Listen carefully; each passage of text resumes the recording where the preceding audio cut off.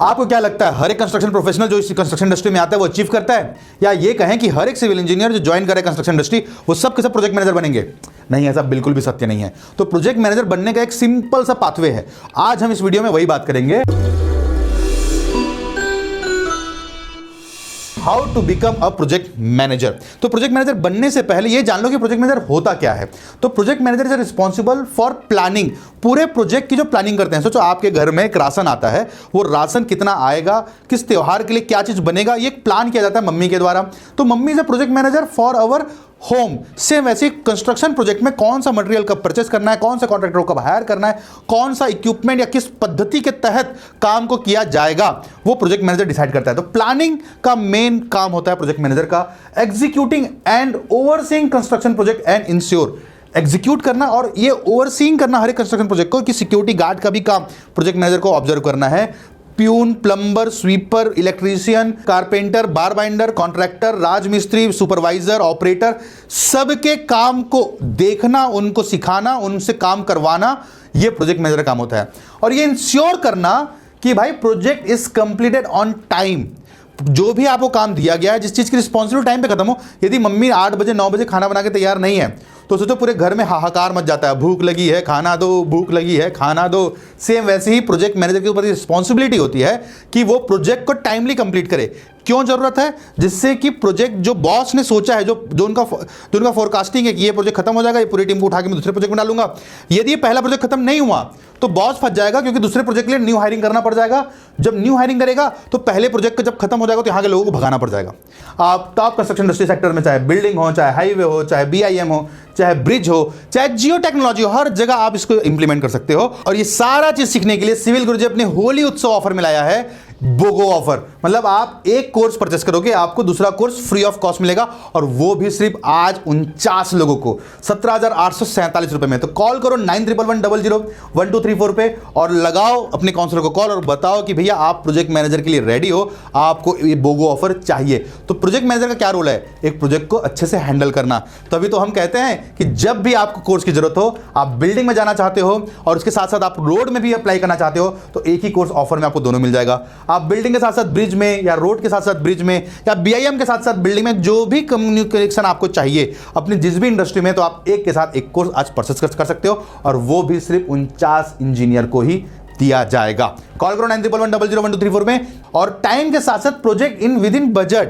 भैया जितना पैसा दिया गया है या जितना पैसे में बात किया गया उतने में खत्म करो। यदि आप मम्मी ने कहा है कि बेटा सब्जी लेने जा, और ये 500 का नोट नीचे छुपा के देती हैं, किसी को खर्च नहीं करना, जरूरत पड़े तो देखना, लेकिन ये खर्च नहीं करना, वापस ले आना, ये सेफ अमाउंट है। तो क्या यदि आपने 500 रुपए एक्स्ट्रा खर्च कर दिया तब आप अच्छे बच्चे नहीं, अगले बार आपको रिस्पॉन्सिबिलिटी नहीं दिया जाएगा कि भैया ये सेफ पैसा भी खराब कर देता है यार। सेम ऐसी यदि आपने बजट पे कंप्लीट कर दिया, यदि 100 करोड़ का टेंडर है और यदि आपने उस टेंडर को उस बजट में कंप्लीट कर दिया, तो आप अच्छे प्रोजेक्ट मैनेजर कहलाओगे। बजट कम लगा तो उसके 2 रीजन हो सकते हैं, या तो आपने अच्छे इक्विपमेंट, अच्छे पैटर्न यूज कर लिए, इससे कॉस्ट सेविंग हो गया। लेकिन बजट कम होना एक दूसरा डीमेरिट होता है कि आपने क्वालिटी में कॉम्प्रोमाइज कर दिया, तो भैया वो अच्छा प्रोजेक्ट मैनेजर नहीं हुआ। बजट ज्यादा लग गया तो भी आप अच्छे प्रोजेक्ट मैनेजर नहीं हुए। प्रोजेक्ट कॉस्ट बढ़ गया, जैसे कि 20 करोड़ का प्रोजेक्ट था वो 28 करोड़ का हो गया, वो इसलिए नहीं हुआ कि आपने गलती किया, वो इसलिए हुआ कि आपने अलग अलग चीजें एक्सपेरिमेंट करके उस प्रोजेक्ट को और अच्छा इनहेंस कर दिया, तो प्रोजेक्ट की वैल्यू बढ़ गई, तो आप अच्छे प्रोजेक्ट मैनेजर हो। कि 20 करोड़ के काम को आपने 30 करोड़ में किया, लेकिन 30 करोड़ में 20 करोड़ का ही काम नहीं हुआ, आपने उस 10 करोड़ का और वैल्यू एड ऑन किया उस प्रोजेक्ट पे। फॉर एग्जांपल कि आपने कार खरीदा 10 लाख रुपए का, अब आप 10 लाख रुपए के कार को 12 लाख रुपए में खरीदोगे, अच्छी चीज नहीं है। लेकिन यदि आप 10 लाख रुपए कार में आप साउंड सिस्टम तामझाम वाला लगा दिया, उसको फुल मॉडिफाई कर दिया, अच्छा पेंटिंग कर दिया, टायर चेंज कर दिया, व्हील्स चेंज कर दिए, तो आपने उस कार की वैल्यू बढ़ा दी, तो वो महंगा हो गया, अच्छी बात है। सेम ऐसी project in with in budget, जो टास्क दिया गया है उसमें कंप्लीट कर लो। यदि बजट बढ़ा रहे हो तो वैल्यू एड ऑन होना चाहिए। प्रोजेक्ट मीट्स क्वालिटी स्टैंडर्ड, भैया जिस क्वालिटी में कहा गया, ये तो सिंपल सी बात है यार। खाने में यदि एक छोटा सा कंकड़ आ जाता है तो कितना भी अच्छा खाना बनाओ, हम एक कंकड़ के कारण मम्मी को थोड़े से साउंड कर देते हैं कि क्या मम्मी कंकड़ आ गया यार मुंह पे, जबकि हमने ऑब्जर्व भी नहीं किया कि मम्मी सुबह से कितना काम कर रही है। सेम ऐसी प्रोजेक्ट मैनेजर का यदि एक वॉल में भी क्रैक आ गया ना, तो बॉस पूरा प्रोजेक्ट भूल जाएगा, एक वॉल की क्रैक को बता देगा, देखो क्या क्या काम किया, यहाँ पे क्रैक आ गया। तो इंश्योर करना कि काम के पहले काम होते वक्त, काम के बाद स्टैंडर्ड को फॉलो किया जा रहा है। इंश्योर एक्यूरेट डॉक्यूमेंट रिकॉर्ड्स, क्योंकि एक प्रोजेक्ट मैनेजर की रिस्पॉन्सिबिलिटी होती है कि जब वो किसी भी प्रोजेक्ट को एग्जीक्यूट करे तो उसके हर एक डॉक्यूमेंट का मतलब क्या होता है कि जैसे कि कुछ चीज अप्रूवल लिया गया है जो टेंडर में नहीं था, तो वो जब बिल होगा तो वो डॉक्यूमेंट की जरूरत पड़ेगी, या जितना मटेरियल आपके पास आया है, जितना ऑन रिकॉर्ड है, वो आपके पास डेटाबेस में बना हो। मान लिया जाए कल के दिन ऑडिट पड़ता है, किसी का छापा पड़ता है, तो ये बोलने पे ना हो कि भैया वो मटेरियल्स जो आपने लगाए हैं वो कहाँ हैं, तो वो मटेरियल्स के कागज हमारे पास हो, हम बता सकें कि हमने कितना मटेरियल परचेस किया था, देखो भैया उसी के हिसाब से बिल हो रहा है, उसी के हिसाब से एग्जीक्यूशन हो रहा है, जो मटेरियल आया था उसका एक टेस्ट रिपोर्ट है, जो डील हुआ है क्लाइंट और कॉन्ट्रैक्टर के बीच में उसका डॉक्यूमेंटेशन कंप्लीट है, जो टास्क दिया गया है, जिसकी रिस्पॉन्सिबिलिटी दी गई है साइट पे, चाहे कॉन्ट्रैक्टर हो, चाहे इंजीनियर हो, चाहे सुपरवाइजर और ऑपरेटर, उसके डॉक्यूमेंटेशन सही किया गया है। तो हर एक चीजों की डॉक्यूमेंटेशन सही रखना और ये इंश्योर करना कि भाई जब जरूरत पड़े तो मेरे को पता है कौन सा डॉक्यूमेंट कहाँ है, या कौन कौन सी चीजें जरूरत पड़ सकती है, वो डॉक्यूमेंटेशन मैं पहले से ही बना के रखा हूं। जैसे लेबर लॉ के रूल्स, इन्वायरमेंटल पॉल्यूशन के रूल्स, ये सब बहुत सारे डॉक्यूमेंटेशन होते हैं जो हमको as per the standard project में रखने होते हैं। अब मुद्दा है कि बने ही क्यों भैया प्रोजेक्ट मैनेजर, क्या जरूरत है इतना सारा तामझाम लेने का। और वीडियो में आगे जाने से पहले बता दूं कि यदि आप ये पीपीटी चाहते हो तो नीचे डाउनलोडिंग लिंक दिया हूं, जाके तुरंत डाउनलोड कर लो। तो हाई डिमांड इन कंस्ट्रक्शन की भाई हर एक कंस्ट्रक्शन कंपनी को ऐसा व्यक्ति चाहिए जो पूरा तामझाम संभाल ले, बॉस को इन्वॉल्व ही ना करे प्रोजेक्ट पे।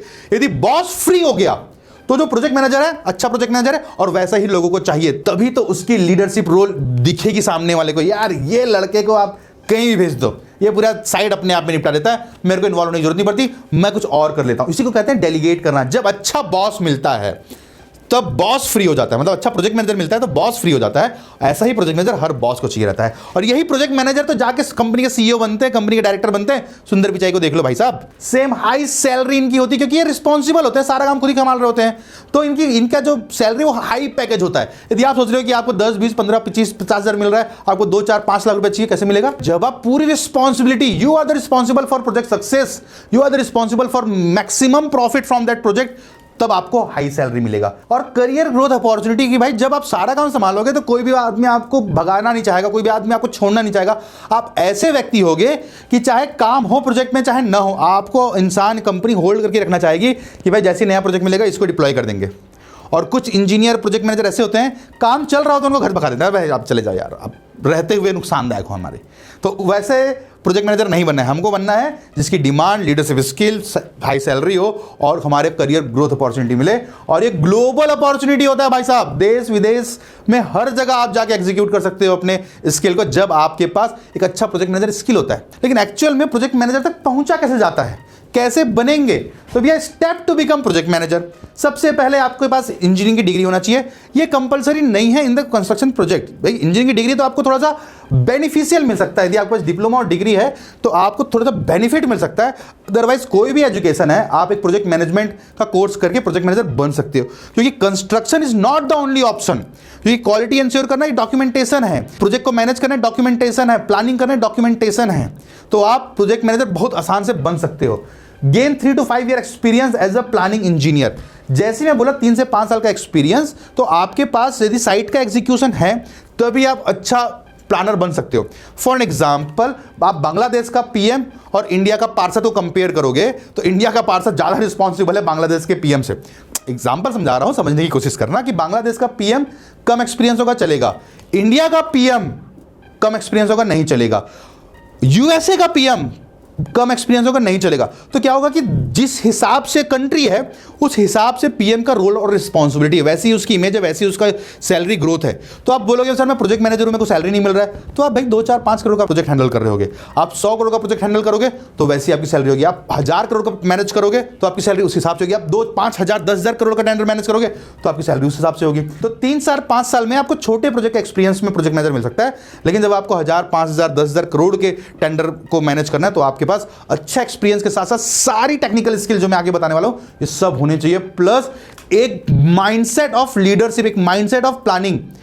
बहुत छोटा सा एग्जांपल है, प्लीज मेरे को कंट्रोवर्सी में न डालना। राहुल गांधी और नरेंद्र मोदी, कैसे भी हो नरेंद्र मोदी लेकिन एक अच्छे लीडर दिखते हैं, और कितने भी अच्छे पढ़े लिखे हो राहुल गांधी एक अच्छे लीडर नहीं दिख रहा है आज हमारे इंडियन को। तो इसलिए ये ये भाई साहब पीएम नहीं बन पा रहे हैं और ये भाई साहब तीसरी बार आज शासन चला रहे हैं। Learn project management software. देखो मैनुअल ऑपरेट करना उससे अच्छा है, टाइम बचेगा। एमएसपी और प्राइमवेरा सीख लो जिससे कि आप चीज़ों को आसान से, देखो जब मैं प्रोजेक्ट मैनेज करता था तो मेरे पास उस समय एमएसपी का पावर नहीं था, तो मैं एक्सेल और कॉपी में मैनेज करता था। लेकिन जैसे ही मैंने एमएसपी सीखा तो मेरा सप्ताह का काम 1-1, 2-2 घंटे में निपटने लग गया, क्योंकि सब चीज़ इंटरलिंक हो गया। और जब मैंने उसको और इनहेंस किया, मैंने जो ईआरपी के टूल सीखे, तब तो कहानी बदल दी हमने कंस्ट्रक्शन प्रोजेक्ट्स के। Get a certificate in project management. जब आप किसी अच्छे बैकग्राउंड से नहीं आते तो आपको PMP, project management professional institution से प्रोजेक्ट मैनेजमेंट का सर्टिफिकेट लेना चाहिए, जिससे कि आप प्रोजेक्ट मैनेजमेंट के लिए अप्लाई कर सको। Master software in AutoCAD, MS Excel और ईआरपी। आप सिविल इंजीनियरिंग बैकग्राउंड से हो या किसी भी बैकग्राउंड से हो तो आपको एक बेसिक सॉफ्टवेयर, जैसे कहते हैं ना कपड़े पहनना है तो भैया बटन लगाना, जूता का लेस बांधना आना ही चाहिए, वैसे प्रोजेक्ट मैनेजमेंट के लिए ऑटोकैड, एक्सेल और बड़े प्रोजेक्ट हैं तो ईआरपी तो आपको आना ही चाहिए। और ये सब तभी मुमकिन होगा प्रोजेक्ट मैनेजमेंट की राह में जब आप बिल्ड इंडस्ट्री कनेक्शंस, आपको बड़े प्रोजेक्ट में आपको सॉलिड कनेक्शंस बिल्ड करने पड़ेंगे and apply for PM role. जितने प्रोजेक्ट मैनेजमेंट के जॉब दिखते हैं जो आप को लगता है कि आप उस प्रॉब्लम को सॉल्व कर सकते हो, वो जिन्होंने जितने जॉब डिस्क्रिप्शन लिखे हैं उसको सॉल्व कर सकते हो, तो आप यहां अप्लाई करना चाहिए आपको प्रोजेक्ट मैनेजमेंट पे। और मैं ये कहूंगा हर बार प्रोजेक्ट मैनेजमेंट के लिए ऑनलाइन अप्लाई मत करो, जाके डायरेक्ट कंपनी पे साथ मिलो, उनके एचआर से डिस्कस करो। तो क्योंकि प्रोजेक्ट मैनेजर ऐसे नहीं है कि अप्लाई कर दिया कि भैया मेरा रिज्यूमे ले लो, रिज्यूमे से प्रोजेक्ट मैनेजर सेलेक्ट नहीं होता भैया, पर्सनल डिस्कशन से सेलेक्ट होता है। जब बॉस या कंपनी को लेगा हाँ he is the person who can handle the project. करना है खास तो चलो हमारे साथ सिविल की बात गुरु जी के साथ। पूरे जोर से जुड़ने से अगले वीडियो में फिर मिलूंगा, तब तक के लिए जय हिंद, जय भारत।